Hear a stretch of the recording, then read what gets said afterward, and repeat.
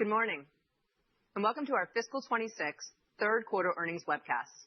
I'm Ingrid Goldberg, Head of Medtronic Investor Relations, and I'm joined by Jeff Martha, Chairman and Chief Executive Officer, and Thierry Piéton, Chief Financial Officer. Jeff and Thierry will provide comments on the results of our third quarter, which ended on January 23rd, 2026, and our outlook for the remainder of the fiscal year 26. After our prepared remarks, we'll take questions from the sell-side analysts that cover the company. Earlier this morning, we issued a press release discussing our quarterly results and several financial schedules. We also posted an earnings presentation that provides additional details on our performance. The presentation can be accessed in the earnings press release and on our website at investorrelations.medtronic.com. During today's program, many of our statements will be forward-looking, and actual results may differ materially as explained in our SEC filings. We undertake no obligation to update any forward-looking statements. Unless otherwise stated, all comparisons are on a year-over-year basis, and revenue comparisons are made on an organic basis, which excludes the impact of foreign exchange, prior year revenue from the divestiture of the Dutch obesity clinic known as NOK, and third quarter revenue in the current and prior year reported as other. References to sequential revenue changes compare to the second quarter of fiscal 26 and are made on an as-reported basis. All share references are on a revenue and year-over-year basis and compare to our third fiscal quarter and our competitors' fourth calendar quarter. Reconciliations of all non-GAAP financial measures can be found in our earnings press release or on our website at investorrelations.medtronic.com. And finally, our EPS guidance does not include any charges or gains that would be reported as non-GAAP adjustments to earnings during the fiscal year. With that, I am now pleased to hand it over to you, Jeff. Okay, thank you, Ingrid, and hello, everyone. It's an exciting time for Medtronic. We're unlocking new markets and accelerating our performance. And Q3 marks the highest revenue growth Medtronic has achieved in 10 quarters, with 6% organic revenue growth. Our end markets are strong, and we're leaning into multiple new opportunities for revenue growth with a continuous pipeline of new and innovative technologies, either developed internally or through venture and M&A in areas core to Medtronic. This includes 4 generational growth drivers: our PFA platform for AFib, Simplicity Spiral for hypertension, AltaViva for urinary incontinence, and our Hugo surgical robot. Each one of these individual products could ultimately deliver well over $1 billion of revenue, and each serves a large, underpenetrated market where Medtronic is uniquely positioned to lead and to take share. With 80% growth year over year, our cardiac ablation solutions business was once again the fastest growing in the segment, doubling the growth rate of our closest competitor. This quarter, PFA grew nearly 200% worldwide. We gained 4 points of share in this rapidly growing $13+ billion market with our Affera platform and our Sphere-9 catheter. Our catheters continue to demonstrate leading safety and durability, and the versatility of our Sphere-9 catheter is one of the many reasons we continue to see such high physician demand. Today, it's used in a broad range of cases across persistent and paroxysmal procedures globally. Now, alongside integrated mapping, 50 to 60% of cases now utilize both PFA and RF energies, all with this one singular catheter. We know versatility and efficiency are very important for enabling safer cases and improving EP lab workflows. We significantly added to our installed base, a strong leading indicator for future revenue growth and margin expansion. We have a long runway ahead to expand our footprint and deepen our penetration, and we remain on track to double our revenue in this business, delivering $2 billion trailing in total cash revenue by first half of fiscal year 27. And looking ahead, we're continuing to innovate and expand our current indications and geographies to drive continued growth. We are excited to bring Sphere-9 to Japan, and we're pursuing an expanded indication submission in VT. Both of these are planned for the first half of calendar 26. And the only other catheter that is generating even more excitement than Sphere-9 is Sphere-360. Last month, we received CE Mark and initiated the U.S. pivotal trial for Sphere-360, which is our next-gen, single-shot, all-in-one PFA and mapping catheter. 360 demonstrated strong European clinical data and drew significant physician interest due to its safety and its durability. Now we're going to begin commercializing in Europe this spring, and we look forward to bringing this unique catheter to the U.S. Beyond CAS, we're also making material progress with Simplicity Spiral for hypertension and AltaViva for urge urinary incontinence. Simplicity delivers a one-time, durable, minimally invasive treatment for hypertension and represents one of our largest growth drivers. Now, this is going to be a contributor for years to come, given the 18 million U.S. patients with uncontrolled hypertension. We're seeing strong patient outcomes in the field, and the RDN value proposition, it resonates with both physicians and patients. Now we've got strong and growing clinical data, a broad label, and expanding reimbursement all in hand. Look, we built the foundation. Now we're focused on growing this new segment and transforming the hypertension treatment paradigm. We've recently activated our direct-to-consumer Go Beyond campaign in key markets around the U.S., which is resulting in a 50 times increase in website visits versus the prior quarter. So a lot of interest coming in from patients. Building a new market, it does take time. That is something Medtronic knows how to do exceptionally well. And in parallel to building out this new market, we're innovating for the long term.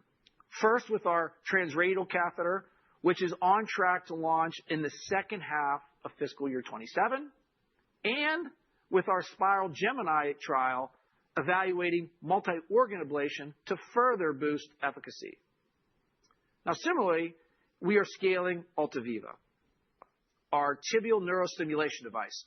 AltaViva is a simple yet transformational option for treating urge urinary incontinence, which is a condition that affects 16 million people in the U.S.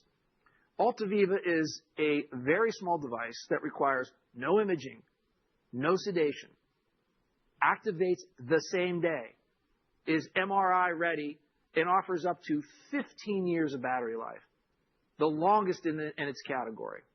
Again, we are receiving great early interest and feedback from both physicians and patients, and we are training doctors. We're educating and supporting hospital staff and investing in omnichannel consumer activation. Look, it's early days for both of these launches, and we are focused on disciplined execution to convert early traction into procedures. Now, pivoting to Hugo.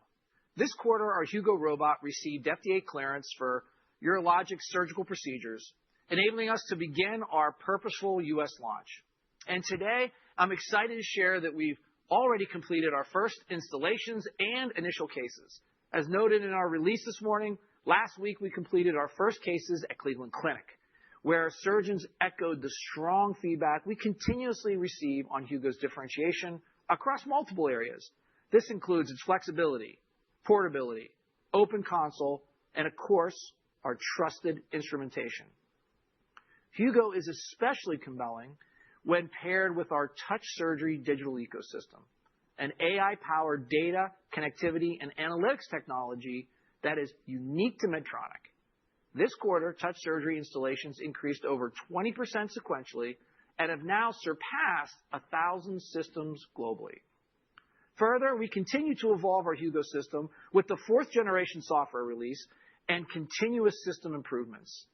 We are planning to expand into additional indications in the U.S., like hernia, part of our broader general surgery indication, where this system really shines. Customers value, they really value having a partner that spans the full continuum of surgical care. And Medtronic is the only company that has approved offerings across open, laparoscopic, and robotic-assisted surgeries, which matters as hospitals build and expand their surgical practices. Now, we are thrilled with these 4 generational growth drivers, but our innovation pipeline is far broader, and we are committed to driving sustained innovation across our portfolio and advancing a steady cadence of new technologies across high-need, high-growth categories where we are well-positioned, like MMA, carotid stenting, thrombectomy, coronary DCB, cardiac rhythm management, spine surgery, as well as many others. And to that point, I am extremely excited to highlight a major milestone in our neuroscience business. Just last week, we secured FDA clearance for our Stealth Access surgical system for spinal procedures. Stealth Access is a new transformative platform that unifies AI-powered planning, robotics, and navigation into one seamless system, elevated by the entire AiBLE ecosystem. Stealth Access was designed around navigation, which is paramount to surgeons' workflow in the OR. Today, navigation, which we pioneered and we lead, drives 70% of U.S. spine procedures, and really, it just dictates the workflow in the spine OR. So Stealth is really two things. It's about taking share as a new platform with improved functionality, and it brings down barriers for physicians to step into robotics without disrupting their workflow. Now, building on our 10,000 unit installed base, we are expanding and opening this segment and extending our leadership. And we're not stopping at spine. We anticipate pursuing future cranial and ENT indications for Stealth Access. This is an important driver for our CST business and an exciting step forward to improve precision, predictability, and personalization of care. And we're executing our M&A strategy as well with the CathWorks acquisition and CRDN, and we continue to build out our venture and minority investment portfolio with the Anteris investment in structural heart. Both transactions underscore our long-term strategy to digitize, enable, and build effective and efficient ecosystems within our core markets. So before I turn it over to Thierry to walk through the details of our business performance, our financials, and the guidance, I would like to close with the following remarks. At Medtronic, we are translating the breadth and the depth of innovation across the portfolio into durable growth. We have businesses at different stages of their growth journey, but the cadence of innovation across our portfolio suggests a steadily improving growth outlook for total Medtronic. We have businesses that are executing exceptionally well today and are positioned to be meaningful contributors for a very long time. This includes CAS with its strong PFA pipeline, CST with Stealth Access, and of course CRM, a large and steady growth engine with meaningful innovation in defibrillation, in leadless, and in conduction system pacing. We have businesses where the pipeline is now just activating, where we have clear line of sight to meaningful, tangible opportunities that will enhance growth. From CRDN with the ramp of Simplicity, pelvic health with Ultiviva, peripheral vascular health with NeuroGuard and Liberant, and neurovascular with innovation like Artis, NeuroGuard, and expanding indication for Onyx into MMAE. And surgical, where the launch of Hugo in the U.S. is just beginning. These are all real drivers with tangible reasons for improvement and the potential to impact growth in the coming quarters and years. We also have areas where there is work to do, and we have defined plans underway, like in structural heart, where we're taking specific actions to fill out the portfolio and improve the trajectory. So with strong contributors delivering today, businesses on the cusp of step change improvement, and segments where we're taking deliberate actions to strengthen long-term competitiveness, we are confident in our ability to deliver durably. So with that, I'll turn it over to Thierry to walk through the details of our business performance. So over to you, Thierry. Hey, thanks, Jeff. And hi, everyone. I appreciate all of you joining today. Let's start with our cardiovascular portfolio, where this quarter we delivered 11% year-over-year revenue growth with 13% growth in the U.S. This represents the strongest growth we've seen in cardiovascular in the last 10 years, excluding COVID comps. CAS grew 80% year-over-year, with PFA accounting for 80% of that revenue. Beyond CAS, the remainder of the cardiovascular portfolio delivered combined mid-single-digit growth. Cardiac rhythm management also had a strong quarter. CRM continued to contribute 15% of our total revenue, and it grew a healthy 5%. This was primarily driven by continued double-digit growth in Micra, mid-teens growth in 3830 CSP lead, and over 70% growth in Aurora EV ICD. In peripheral vascular health, we posted high single-digit growth driven by broad strength across our endovenous portfolio. We look forward to the continued launch of NeuroGuard IEP carotid stent and the full market release of our Liberant mechanical thrombectomy system. In structural heart, Q3 was a little softer as expected and grew low single digits. We had a stronger quarter internationally and continued to gain share in Europe. This was partially offset in the U.S., where we annualized our Evolut FX Plus launch and saw some competitive pressure. I'll now pivot to our neuroscience portfolio, which grew 3%. Growth was a little below our expectations this quarter, but neuroscience is also where we have one of our broadest pipelines and some of our most exciting opportunities. Importantly, we expect that pipeline to begin impacting growth in the fourth quarter. Cranial and spinal technologies continues to be a powerful engine for Medtronic. This large business delivered mid-single-digit growth, including 8% growth from strong pull-through in core spine. We're excited to offer customers our new navigation and robotics platform, Stealth Axis, which Jeff just mentioned. With FDA clearance achieved, we expect to see Stealth Axis contribute neurosurgery and CST overall as soon as the fourth quarter. Specialty therapies delivered flat results in the third quarter. This is an area where we expect improved performance in the coming quarters, given the series of new product developments. Neurovascular has been challenged over the last quarters due to China VBP and to the recall of Vantage, both of which are now mostly behind us. We also have line of sight to a higher level of growth from the contribution of Onyx's expanded indication. The NeuroGuard carotid stent launch will also contribute as it's being commercialized by both our neurovascular and peripheral vascular businesses. In pelvic health, we saw a slightly softer sacral nerve stimulation market environment, but look forward to seeing the increased contribution from Altaviva. In neuromodulation, we grew 4%, driven by the continued rollout of our differentiated, fully closed-loop technologies, Inceptiv SCS and BrainSense ADBS. Next, our MedSurg portfolio grew 3% ahead of expectations. First, endoscopy and ACM had strong quarters. Endoscopy revenue grew 10%, led by mid-teens growth in our esophageal portfolio, driven by Nexpowder and strong market adoption of EndoFlip 300. Acute care and monitoring saw a 7% growth, led by strength in blood oxygen management and airway access.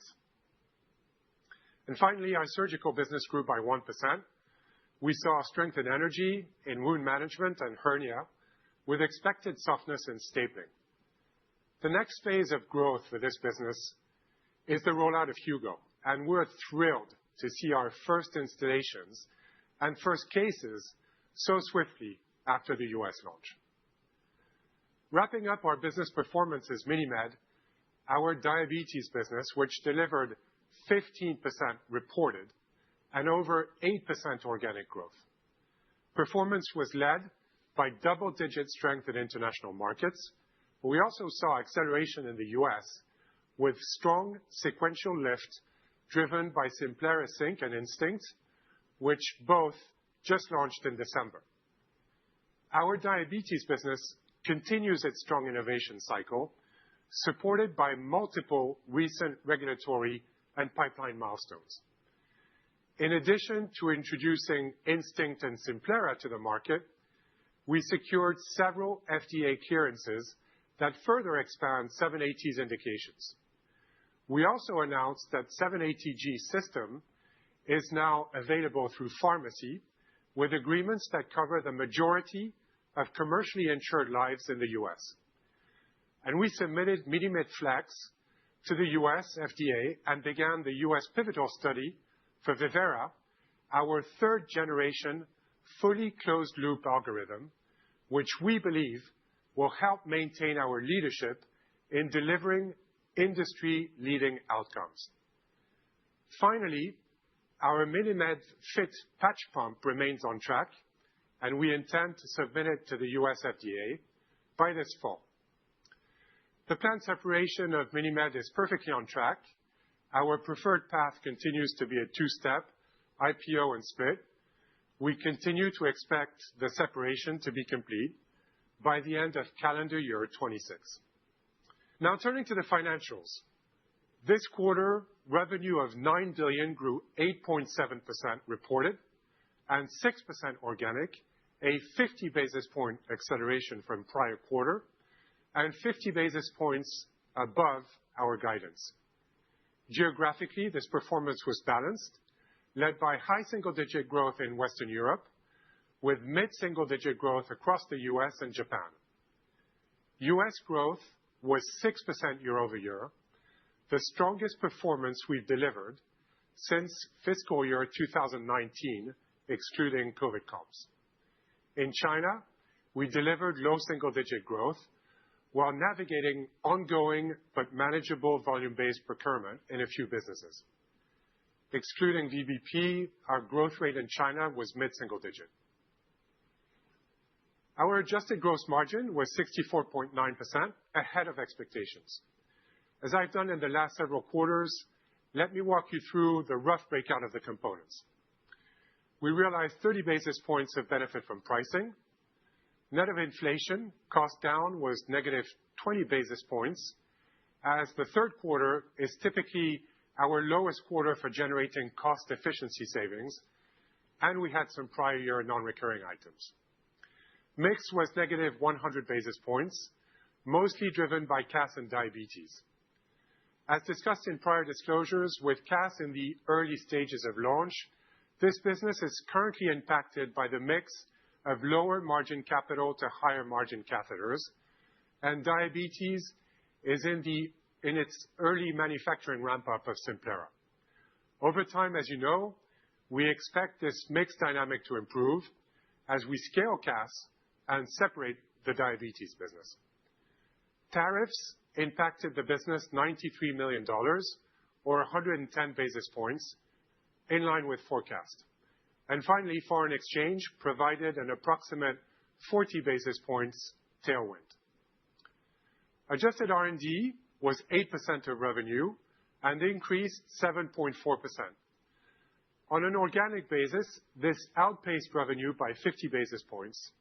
Adjusted SG&A was 32.3% of revenue, which is 30 basis points lower than the third quarter of last year. We continue to fuel our PFA launch and develop and build the markets for Simplicity, Altaviva, and Hugo, but at the same time, we delivered disciplined leverage in G&A. Our adjusted operating profit was $2.2 billion, resulting in an adjusted operating margin of 24.1%, ahead of expectations again. Our adjusted tax rate was 17.3%, about 100 basis points higher than forecast, largely due to jurisdictional mix of profits. All in all, adjusted EPS was $1.36, 3 cents above the midpoint of our guidance range. Now, turning to guidance. On the top line, we're reiterating fiscal 26 organic revenue growth guidance of approximately 5.5%. In the fourth quarter, we expect revenue growth similar to Q3, so around 6%, off a stronger Q4 25 comp. Moving down the P&L, we expect our fiscal 26 gross margin to increase slightly ex tariffs. Pricing, FX, and COGS efficiency programs are expected to more than offset the negative impacts of business mix, primarily from CAS and diabetes. We anticipate a tariff impact to COGS of approximately $185 million, including $75 million in the fourth quarter. Including tariffs, we expect fiscal 26 gross margin decrease of roughly 30 basis points. We expect fiscal 26 adjusted operating profit to grow approximately 5% or 7% excluding tariffs. Our fiscal 26 operating margin is expected to be roughly flat excluding tariffs and down about 50 basis points, including the tariff impact. In totality, we expect these results to deliver gross margin and operating margin leverage ex tariffs in the second half of the fiscal year 26, as we stated last quarter. Turning to EPS, this quarter we saw a beat of 3 cents. This was largely due to slightly better than expected revenue in the quarter, mainly from CRM and ACM. This was partially offset by the aforementioned tax pressure that we saw in the quarter. As we expect CRM and ACM to normalize and the tax pressure to carry into Q4, we are maintaining our fiscal 26 EPS guidance in the range of $5.62 to $5.66. Look, we're excited about the quarter, and we think Q4 is going to be another robust quarter and that we will sustain our growth at a higher level and into the next year. We're making progress on margin expansion, and the negative mix effect from CAS and diabetes are going to get better. We're going to continue to invest in growth areas like R&D, sales and marketing, and M&A to capitalize on the opportunities ahead of us. And we will also continue to drive efficiency in functional areas. All told, we are committed to our guidance, and we maintain our expectation for high single-digit EPS growth in fiscal year 27. Back to you, Jeff. Okay, thanks, Thierry. Now, before we go to Q&A, let me close with a few final thoughts. So we're encouraged by the progress across the business, as Thierry just said, and we remain committed to stronger, durable revenue and earnings growth. Our PFA trajectory is strong, and we're progressing on multiple billion-dollar opportunities. We're reinforcing our future pipeline, and we're committed to organic and inorganic investment to further bolster the portfolio. Bottom line, we are delivering.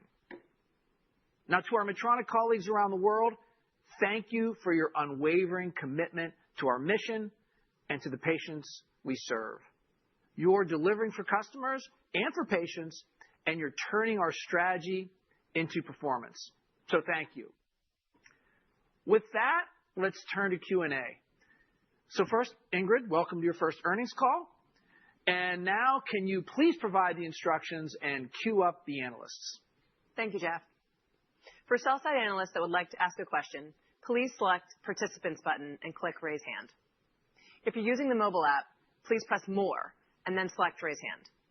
Your lines are currently on mute, and when called upon, you'll receive a request to unmute your line. You must respond to this before asking your question. Finally, please be advised this Q&A session is being recorded. We'll now pause to assemble the queue.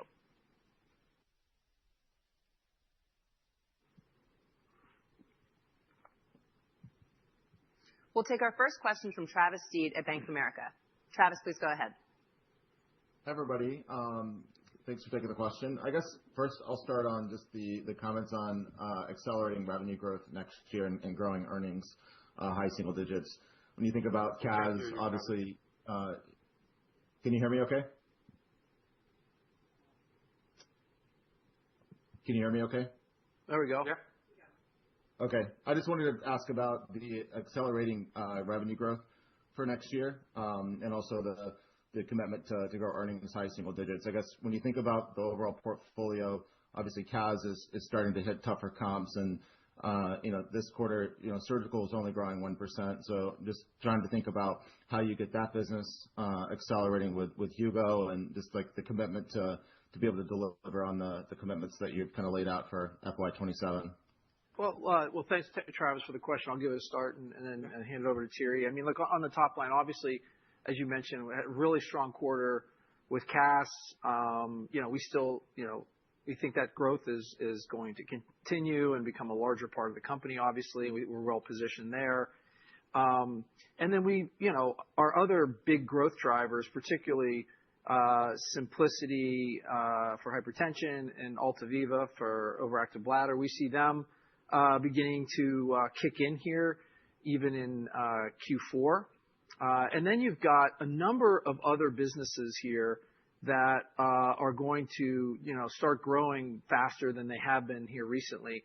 One is CST with the Stealth Access. I'm sure we'll get some questions on that, but I do think this is kind of underappreciated, quite frankly, by the street. This is not just a new robot. It's not just an extension of Mazor. It's a whole new platform that has a lot of benefits to it, and I think that's going to create growth for the short and long term for CST. And then neurovascular is going to kick up as well. Neurovascular's got a number of new products like the Onyx indication for MMAE, as well as our carotid stenting product and NeuroGuard. And then it's anniversaries, BVP, and a few other things. So you're going to see a kick up in neurovascular as well. So I think we feel good about the growth continuing here out, not just in Q4, but out into FY27. Yeah, and on the EPS side, so as I mentioned in the comments, the algorithm is clear, right? So we have the accelerated growth. The things are getting better at the gross margin level, in particular in the second half, as we'll see the mix effect from CAS getting better and the separation of diabetes will continue to drive the leverage on the functional areas, in particular in G&A, and we'll then continue to invest in R&D and in M&A. So we're reiterating the high single-digit EPS growth guidance for 27. We do have a couple meaningful puts and takes in the number next year, and as we're getting more visibility, we'll keep you posted on what the impacts are. But to name a few, so we'll have the carryover from the tariffs element going into next year. This year we had about 2.5 quarters of tariffs, and that will carry over into the full year. I think the way to think about that is about $75 million per quarter. So on a full year basis, it means around $300 million of headwind versus the $185 we had what we're having in 26. We'll have a little bit of help from the fact that there's 53 weeks in fiscal year 27 as opposed to 52 usually. And then, the diabetes deal, we fully expect the deal to be accretive, but between the moment we do the IPO and the moment we do the split, you should expect some dilution to the tune of 1 to 2 cents per month. The reason behind that is that most of the Medtronic stock retirement that we will do that drives the accretion happens only upon the full separation. And so we'll see the accretion later, but initially we've got a little bit of pressure coming from that. And we've also embedded in the guidance 4 to 5 cents of dilution coming from M&A activity. So we've already announced CathWorks and Anteris. And so we've embedded that in the guidance. So it's all in as we get more visibility to the timing of diabetes and the closing of the M&A deals. We'll give you more specifics on the different impacts in the Q4 release. But as you can see, we're committed to the growth acceleration. We're committed to the investment with M&A and with R&D, and we're committed to the guidance. Yeah, and just on growth acceleration. Go ahead, Travis. Excluding the selling day. Yeah, there's that extra selling week next year. Is the growth acceleration excluding that extra selling day? So that'll be part of it. And again, we'll give you the details of the impacts as we go into the Q4 announcement. When I think about the growth acceleration, you mentioned CAS in Q3. I mean, beyond CAS, you saw our CRM business and our peripheral vascular health business both step up in Q3.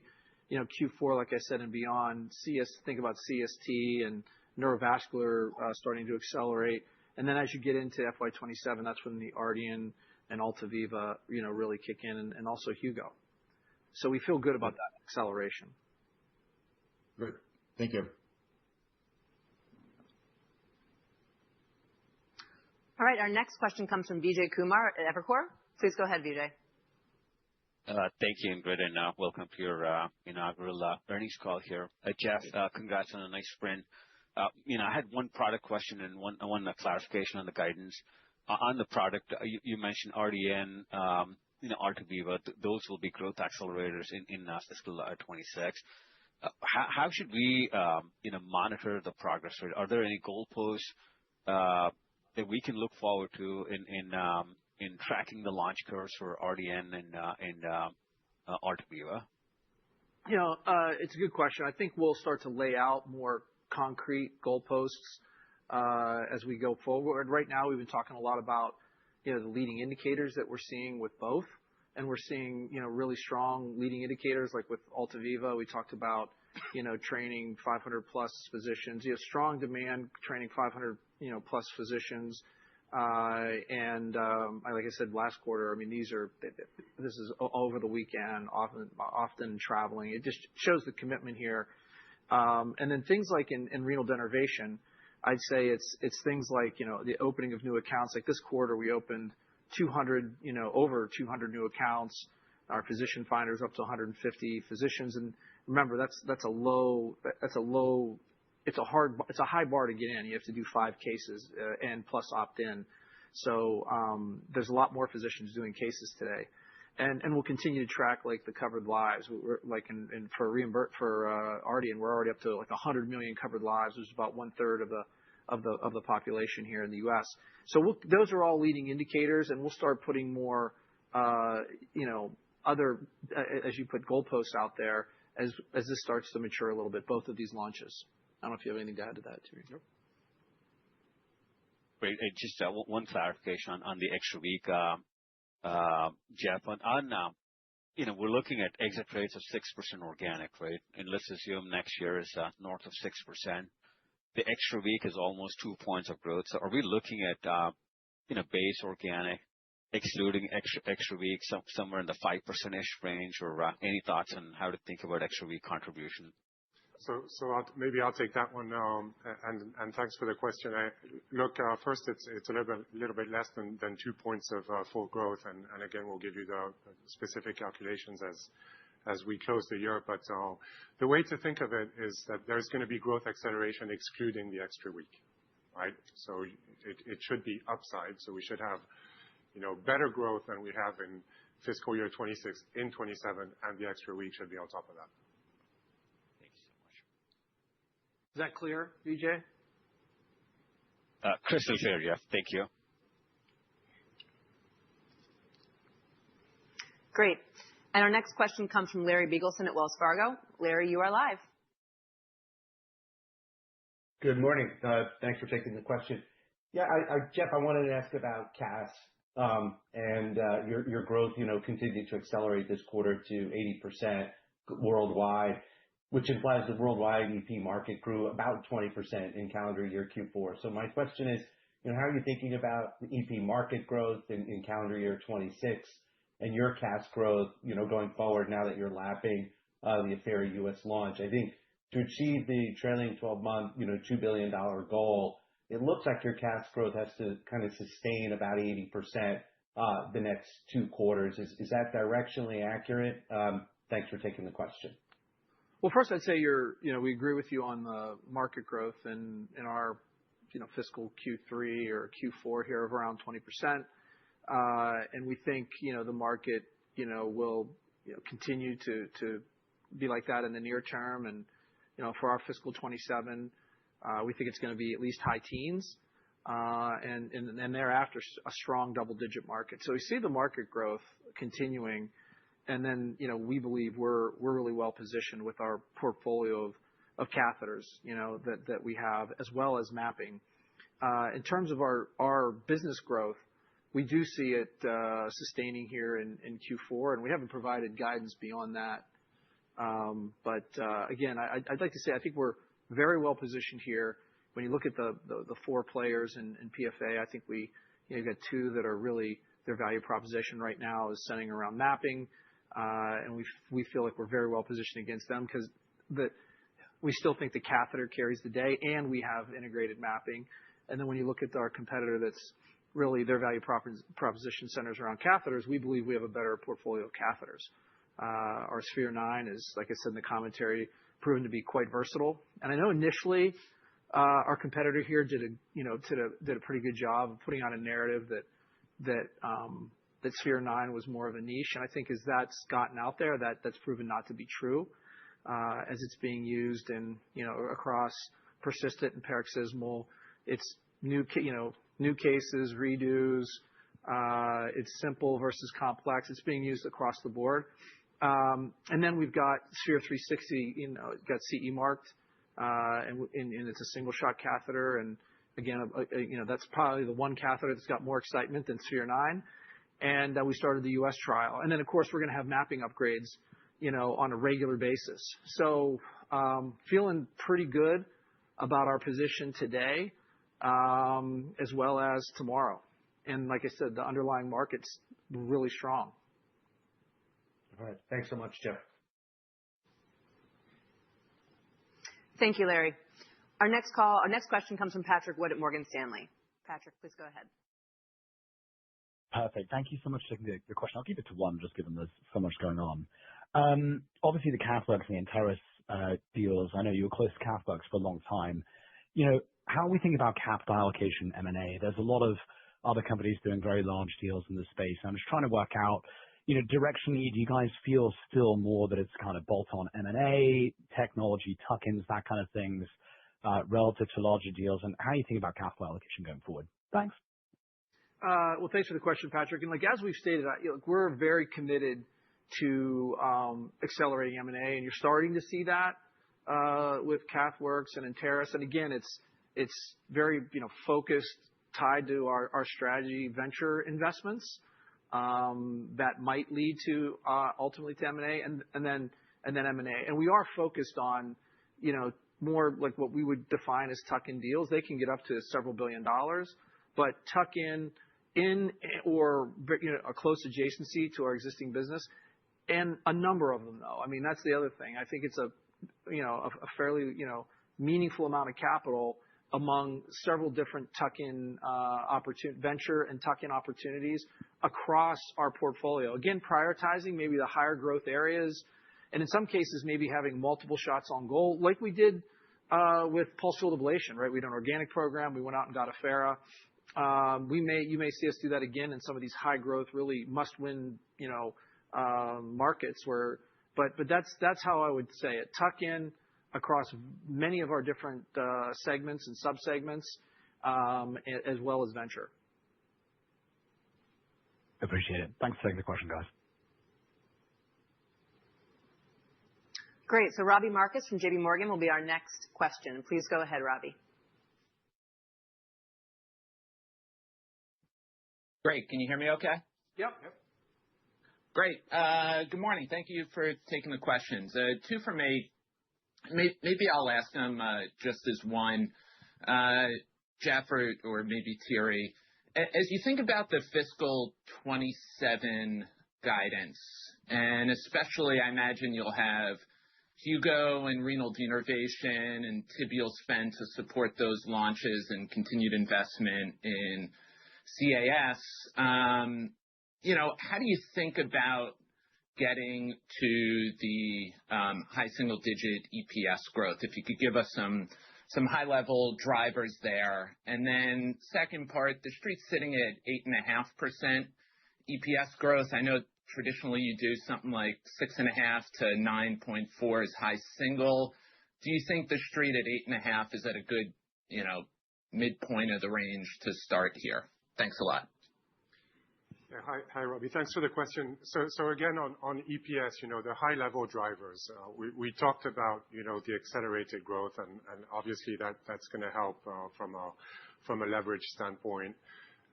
If you look at the gross margin line, what you've seen so far is operational improvements in pricing and cost out that have been offset by the mix effects on CAS and diabetes. And as I've stated a couple of times already, those are going to get better.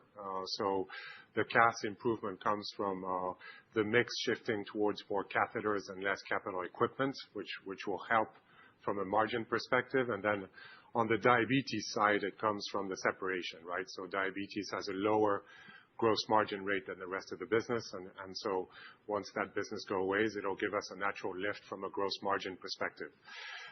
If you start looking at overhead, look, we're going to continue to lean into R&D and sales and marketing to develop the franchises that you mentioned.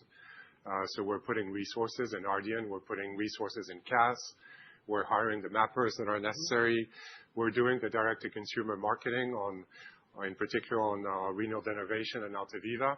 And we'll continue to do that. But net, the SG&A line will provide leverage because as we're having this quarter, for example, or Q3, what you see is the leverage that we get on the G&A line more than offsets the resources that we're putting from a sales and marketing perspective.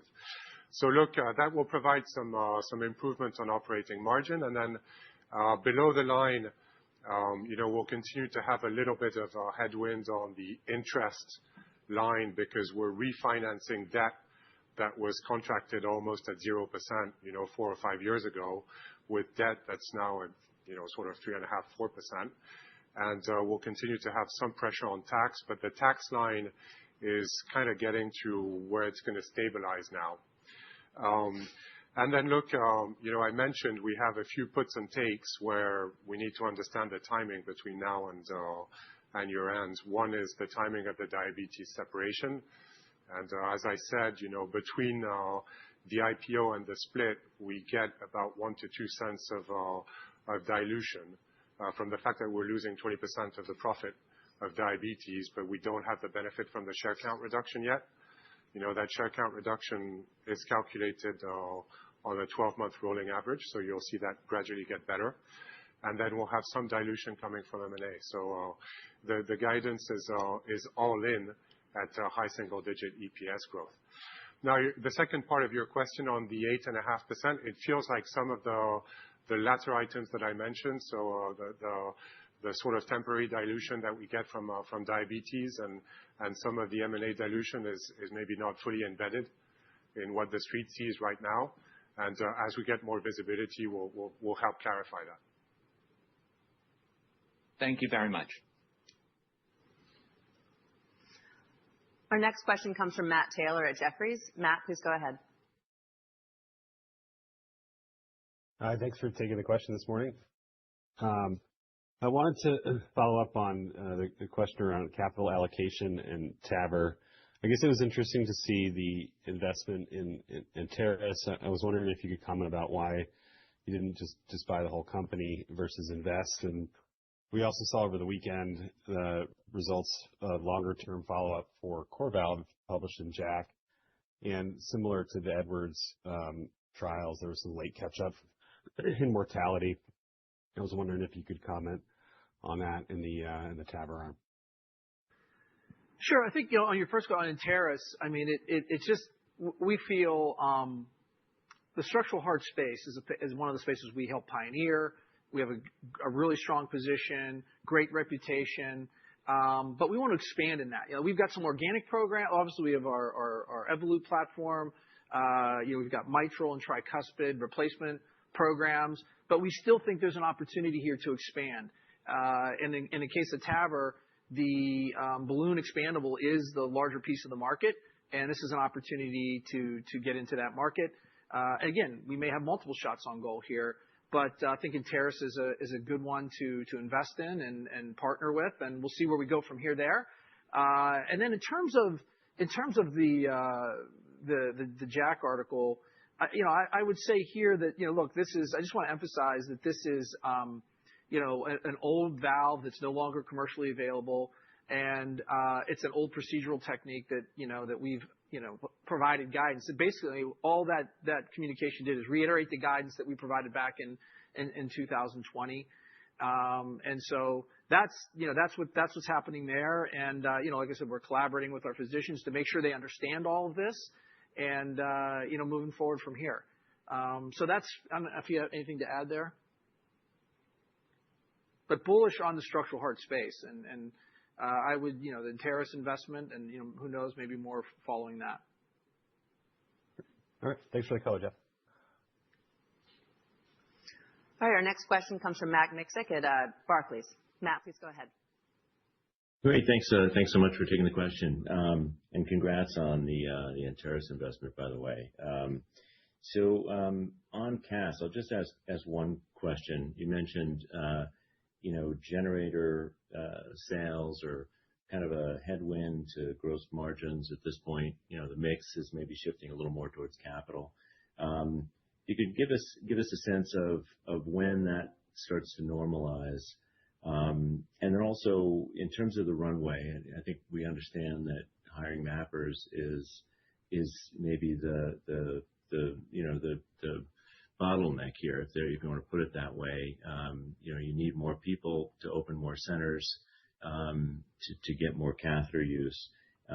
Any sense of where you are in that continuum, through the academic centers or into the general, centers in the U.S., and some sense of the pace that you're able to maintain for hiring centers? Helpful color. Appreciate you taking the question. Thanks, Matt. On the last part of it, where are we? I still think we're kind of relatively early in our launch here, where we still have a long runway to go, which is good in penetrating some of these high volume academic centers, as well as getting out beyond that.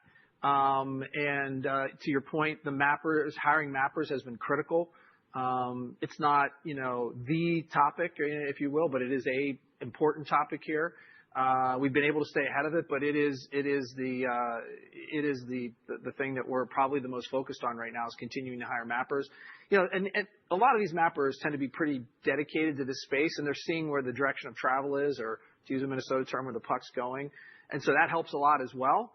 That's how I would, comment on there. And what was the first part of the question? The first part was on the dilution that comes from the capital equipment, and when does the mix turn around.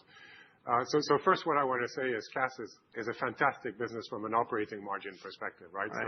So it is slightly dilutive because of this mix issue at the GM level, but it's driving significant, profitability at the total business level, at the operating margin level.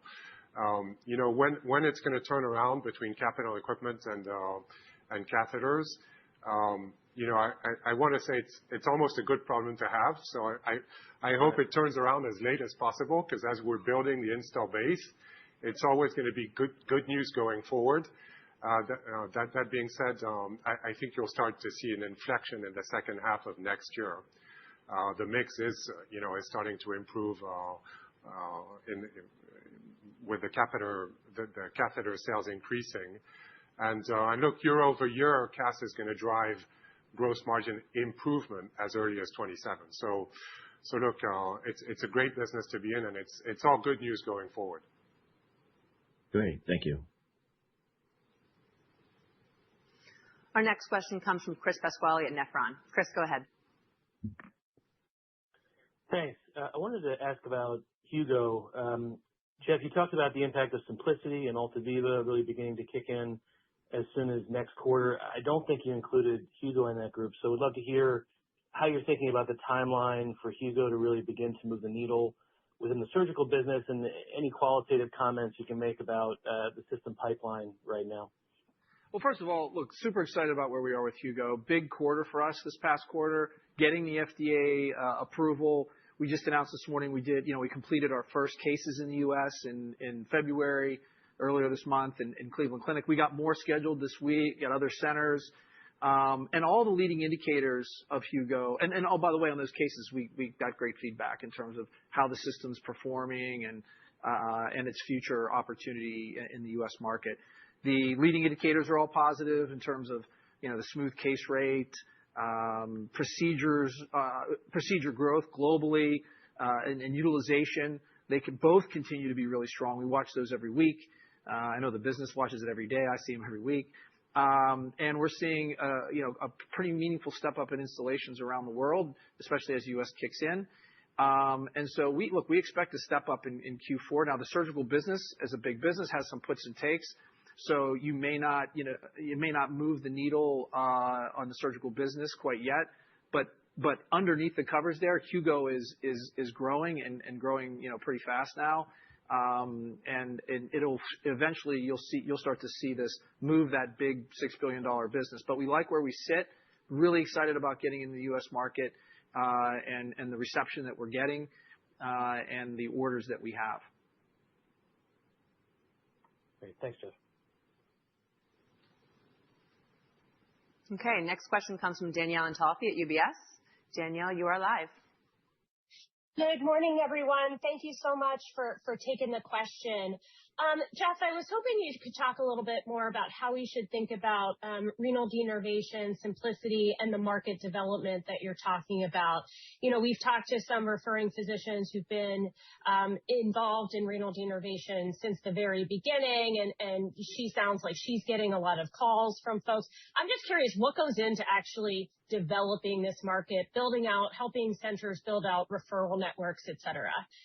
And if you could give any color on actual numbers to date, you know, even directionally. Thanks so much. Sorry about that. Sure. Thanks, Danielle. I mean, I appreciate that question. I mean, you know, first of all, you know, in terms of physicians getting a lot of calls, that is really starting to kick in. Just to give you, again, I appreciate that it's a leading indicator, but it's pretty powerful. So, you know, on our direct-to-consumer website around Symplicity, I'm just double checking. Last quarter, we had maybe 50,000, or Q2 rather, we had about 50,000 visits. In Q3, we had 2.5 million visits. So the consumer demand is really spiking here, and we're just getting started. Like I said earlier, we opened up over 200 accounts. The physician finder's up, reimbursement's strong.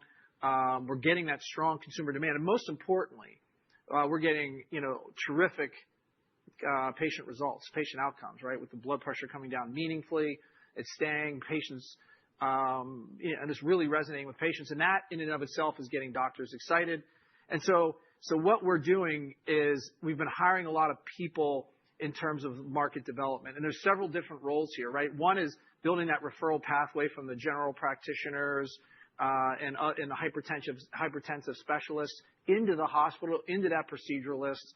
We've got a lot of people around health economics, around coding and billing as well, helping the hospitals. So it's a number of roles like that, right? Health economics, coding and billing, as well as some of the other roles I said in terms of the market development, building those referral pathways. And that's really where things are right now. I'd say all the market, like the initial foundational elements have all been like, the chips have turned over green, right? The FDA approval is breakthrough approval and it's broad. The CMS reimbursement, it's a good number and it's broad. You know, the commercial payers are, you know, falling in line, and you know the competitive dynamics are way better than we thought. Initially here we're doing. I saw different analysts, you know, over the last couple of years predictions on the mix between us and the other competitor on the market. We're doing way better than any of those models. And so now we just got to build this market. It's all those things we said, Danielle. But again, where we're really excited, where you feel the energy, is it all starts with those patient outcomes and how this is resonating with consumers. So the other thing we're going to do over time, besides building the referral pathway, working with hospitals, is building the brand around Symplicity, right? So all the 50,000 to 2.5 million I talked about of site visits, that's all about lead development, lead generation. We'd also like to build the brand of Symplicity and make it synonymous with hypertension management. So that's going to be an investment that Thierry talked about for FY27. So a lot of excitement right now in RDN, and it'll start to, you know, the numbers in will be more meaningful in FY27 for us, the actual revenue, the lagging indicators. And again, it's very profitable right out of the gate for us. Thank you so much. All right, and as we reach the top of the hour here, our last question is going to come from Joanne Wuensch at Citi. And before we move to Joanne, please, of course, email us for any of those we did not reach today. Sorry and thank you, and we'll look forward to talking to you soon. But Joanne, please go ahead. Thank you so much, and good morning. I'm going to ask the Stealth Access question and what you can share with us about the product and why you're so excited about it. Thank you. Well, thanks, Joanne, for that question. You know, first of all, like I said, I do think this is meaningfully underappreciated in the, not so much in maybe in the clinical community, from spine surgeons, but maybe in the investment community. Because look, this robot does two things. First of all, it's not an extension of Mazor. It's a new platform with a ton of new functionality that's going to be very value added. But the other thing that's really important here is how it fits into the workflow. So today, 70%, I mentioned in the commentary, 70% of procedures in the U.S. are navigated. That's like navigation and O-arm, which we invented and we lead by far. And, today robotics doesn't work well with that workflow. So that's why robotic penetration is a lot smaller than the 70% that we're seeing with navigation. The Stealth Access fits right into that workflow. So it's one seamless system from the initial imaging to the AI-based surgical planning, right into the case, navigation, imaging, and now robotics. One seamless workflow that, trust me, surgeons really have been waiting for. So you got a better robot with more functionality, and then you've got a much, much, much better workflow that, as you know, is super important to physicians and health systems. And this is just effectively lowering the barriers to step into robotics for spine surgery. And it's going to grow the market, I believe, and we are definitely going to continue to take share. And this really lengthens or extends our lead, in my opinion, from our primary competitor in this space. The competitive dynamics have dramatically changed over the last couple of years. We're enabling technology, and our Able suite is key to winning. And this is, like I said, extends our lead over our competitor. And so super excited about that. But in closing here, I'd say beyond some of the big generational growth drivers we mentioned, we talked a lot about CAS and Ardian, a little bit about AltaViva and Hugo. I would add to that robotics piece. I would add Stealth Access. But we've got a breadth of innovation right now in Medtronic, which is why we're getting the excitement here. Whether you saw it from this quarter, like I mentioned, from CRM and peripheral vascular health, which we didn't get any questions on. Their growth has meaningfully improved here from a number of new products like carotid and thrombectomy. We talked about CST accelerating, neurovascular is accelerating with new products that they've got. Between the NeuroGuard carotid product as well as MMAE. It's a mouthful. And then you've got these, like I said, these bigger growth drivers like Ardian and AltaViva that are at the and Hugo that are at the very early stages. So you're starting to see the breadth kick in, which is beautiful to see. I know that in this business, innovation is key, and we've got a depth of innovation with these big generational growth drivers, but we also have the breadth. And as Thierry walked through, I think it was Robbie's question, we're pulling different levers to make sure that we're investing appropriately in these organically, whether it's increasing R&D, funding direct to consumer, hiring a ton of mappers. And if you're a mapper out there, hit our website up. And then kicking in the M&A, right? So we're really shifting our stance, moving into more of an offensive footing here, and it's based on just the momentum that we have and the momentum we see coming. All right. Thank you, everyone. And I'll turn to Jeff for some closing remarks. I thought that was the close. Okay. Thank you. Thank you all for joining today and all of your questions.